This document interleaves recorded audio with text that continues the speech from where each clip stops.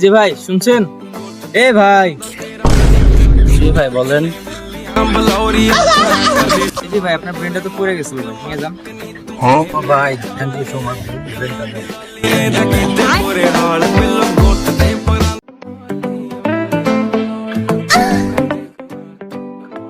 সারা জীবন দেখছি মানুষের ব্রেন থেকে মাথায়, আর হালার পোলা হালাগু বুয়েট গদি থাকে কুটকিতে। হ্যাঁ এ ভাইয়া, তুমি বুয়েট স্টুডেন্ট নে কি বললা? বুয়েট সম্পর্কে জানো? বুঝো? বুয়েট বানান করতে পারো? এই দেশে কোনো যদি রিক্সা চালক থেকে থাকে সব আমাদের কারণে। রিক্সার ডিজাইন আমরা করছি, বুঝো? রিক্সার ডিজাইন আমরা বুয়েট স্টুডেন্টরা করছি। তোমরা কি পারো? হ্যাঁ, তোমরা কি পারো?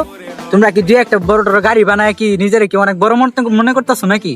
আমরা বুয়েটে যদি কোনো দেশে যদি অপরত থেকে থাকে তাহলে আমরা বুয়েট এনে আছি, এটা বুঝতেছো না কেন? তোমরা কি বড় মনে করো? দুই একটা মেধাবী তোমাদের ভিতরে থাকতেই পারে, তাই বলে কি আমাদের বুয়েট এনে বলতে হবে নাকি? বুয়েটটা কাদাই থাকবে, অসুবিধা কি?